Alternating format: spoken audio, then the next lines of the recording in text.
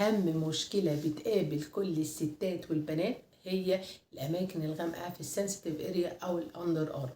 طيب دلوقتي عندنا حل لكل المشاكل دي وبهدوء، بس لو سمحتي ما تجوديش، التزمي معايا بالوصفات اللي هقولها لك النهارده. معانا 5-6 وصفات هتجيب معاكي من الاخر. اختاري المناسبه ليكي في حدود امكانياتك وقولي ايه رايك في الوصفات، ولو سمحتي علقي بالصلاه على الرسول، اللهم صل وسلم وبارك عليك يا محمد.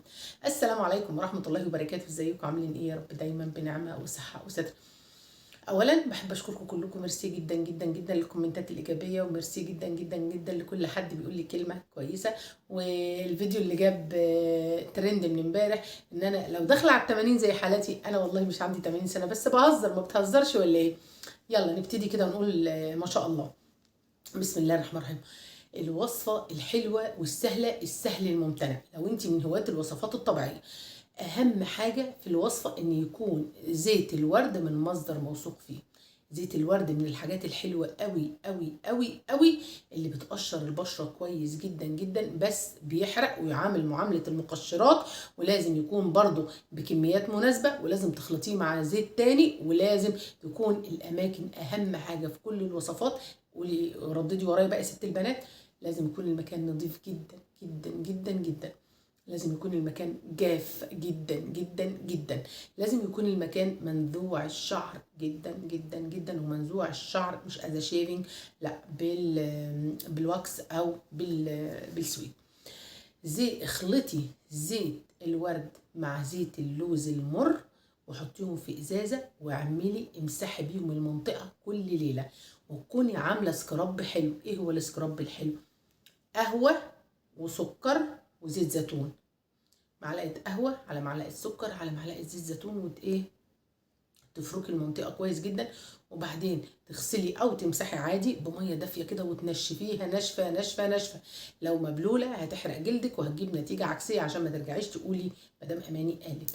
يبقى احنا معانا اول وصفه خالص، لازم السكراب دايم في كل الوصفات، لازم يبقى في سكراب قبل الوصفه. ده واحد من السكرابات، وهنجيب لك كمان سكرابين 3. اول وصفه ميكس زيت الورد مع زيت اللوز المر، من المقشرات الحلوه جدا جدا. والوصفه تعتبر بسيطه وسهله.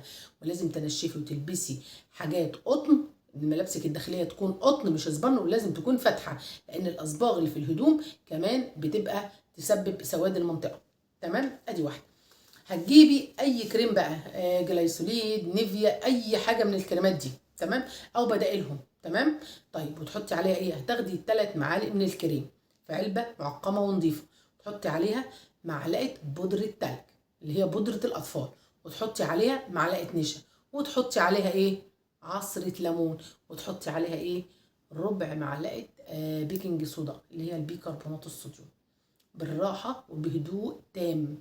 الوصفه دي ما تتسابش على المكان اكتر من ربع ساعه. مكان نظيف وجاف ومنزوع الشعر، تحطي الوصفه دي ربع ساعه وتشطفي كويس جدا، وتحطي مرطب حلو قوي قوي قوي يظبط الدنيا، وكده يبقى احنا تمام. تمام كده. تنفع بقى للسنسيتيف اريا وللركب والاكواع والاندر ارم. تمام كده. حاجه بقى كريم من الكريمات الحلوه جدا جدا جدا، وكل الناس بتقول ده عمل لي التهاب، وكل الناس بتقول انا استخدمته غلط، وكل الناس بتقول ده حرقني. الميلانو فري. الميلانو فري من الحاجات الحلوه قوي قوي قوي. لو بشرتك حساسه اخلطي الميلانو فري مع كريمك المرطب بنسبه 1:4. يعني لو معلقه ميلانو فري يبقى قدامها 4 مرطب.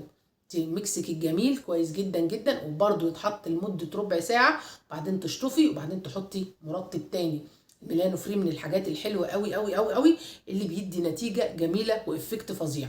عايزه كريم تاني يبقى التريتو سبوت. التريتو سبوت من الحاجات الحلوه جدا جدا برضو، تنفع للركب والاكواع والاندر ارم والبكيني، بس برضو بنسبه 1:4 من كريمك المرطب.